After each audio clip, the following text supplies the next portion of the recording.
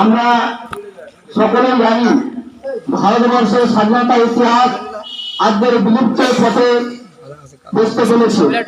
তাই আমরা মনের ইচ্ছা সময় সংকল্প হওয়ার পরেও দু চার কথা না বললে আমাদের প্রজন্ম তারা এক অন্ধকারে নিমজ্জিত হতে চলেছে।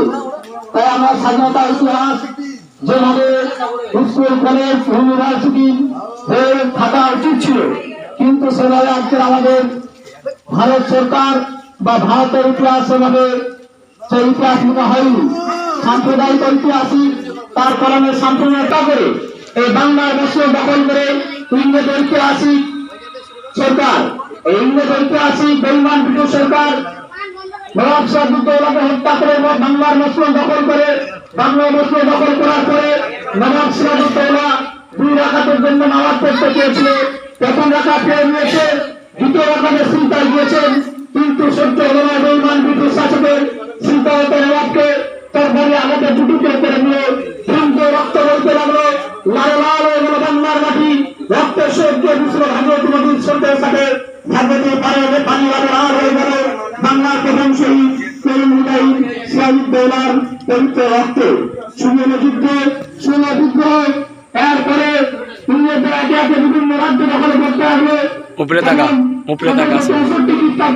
নবাব মীর কাসিমকে পরাজয় করে বাংলার উড়িষ্যা দখল করে নেয়। তারপরে একে একে পাঞ্জাব, হরিয়ানা, গুজরাট, মাদ্রাজ, কেরালা, হরিয়ানা সবই দখল করে নেয়।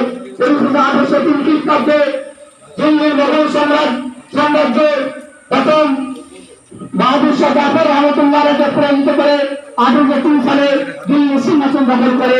দিল্লি সিংহাসন দখল করে অহংকারী ইস্ট ইন্ডিয়া কোম্পানি ঘোষণা করলো যে people belong to the God, canteen the king and administration to the East India Company. অর্থাৎ খোদার জন্য বাদশাহ রাজত্বে এরা হুকুম চলবে ইস্ট ইন্ডিয়া কোম্পানি। এই ঘোষণার সাথে সাথে বীর মুজাহিদ ভারতবর্ষের অগ্নিষ্ঠ সন্তান মৌলানা শাহ ওলিউল্লাহ আব্দুল দেলবি রহমতুল্লাহের সুযোগ্য পুত্র শাহ আব্দুল আজিজ দেলবি রহমতুল্লাহ আলাইহি তিনি পাল্টা ঘোষণা দিলেন যে আজ থেকে ভারতবর্ষের স্বাধীনতা লুপ্ত হলে, আজ থেকে আমরা দাসত্ব শৃঙ্খলা আবদ্ধ হলাম, আজ থেকে আমরা পরাধীনতা শৃঙ্খলা আবদ্ধ হলাম। তাই তিনি প্রথম ফতোয়া জারি করলেন যে ভারতবর্ষের প্রত্যেকটি নাগরিককে ইংরেজদের বিরুদ্ধে জিহাদ করা ফরজ বলে তিনি একটা ফতোয়া জারি করলেন। বন্ধুগণ, এই ফতোয়ার প্রেক্ষাপটে এই ইতিহাস প্রসিদ্ধ 1857 সালে সিপাহী বিদ্রোহ, তাকে মহাবিদ্রোহ বলা হয়। এই বিদ্রোহ হয়েছিল তৎকালীন তাবর 34 জন আলেমের ফতোয়ার প্রেক্ষাপটে।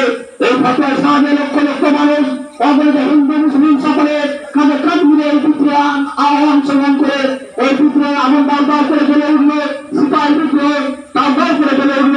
মুক্তি সংগ্রামে পরিণত হলো। দুর্ভাগ্যের বিষয়, এই মুক্তিকে যারা পরাজিত হলো ক্ষিপ্ত রাজশক্তি নিজের দেশবাসীর রকেট থাকা শুরু করলো। শুধু 2 লক্ষের বেশি মানুষকে ওরা হত্যা করলো। তার মধ্যে শুধু কিছু সামনে 1800 ছিল ওরা সম্প্রদায়, শুধু 10,000-এর বেশি ওরাকে ফাঁসি দেওয়া হয়। এটা নির্মম হত্যাকাণ্ডের কথা আমরা সকলেই জানি। সম্মানীয় বন্ধুগণ, সকলে জানি তৎকালীন গভর্নর ছিল লর্ড ক্যানিং। তিনি ভারতের স্বাধীনতা সংগ্রামে আমাদের অবদাননামা পুস্তকে স্বীকার করেছেন যে এই স্বাধীনতা সংগ্রামে সিপাহীদের মূল নায়ক 3 জন। তাদের মৌলানা কাসেম নানভী রহমতুল্লাহ আলাইহি, তাদের রশিদ আহমদ গান্ধী রহমতুল্লাহ আলাইহি, তাদের সাদিউল্লাহ মাহমুদ মক্কি রহমতুল্লাহ আলাইহি। এই 3 জনকে কতল করার সিদ্ধান্ত ঘোষণা করা হয় এবং এই সংগ্রামের বিশিষ্ট নেতা মৌলানা আহমদ বিয়া সাহেবের মাথার মধ্যে 50,000 টাকা তুলে দিয়েছিল। তারপরে ওলামা অন্যরা 1860 খ্রিস্টাব্দে মৌলানা ফজলে করিম খয়রাবাদীর নেতৃত্বে নীল বিদ্রোহ হয়।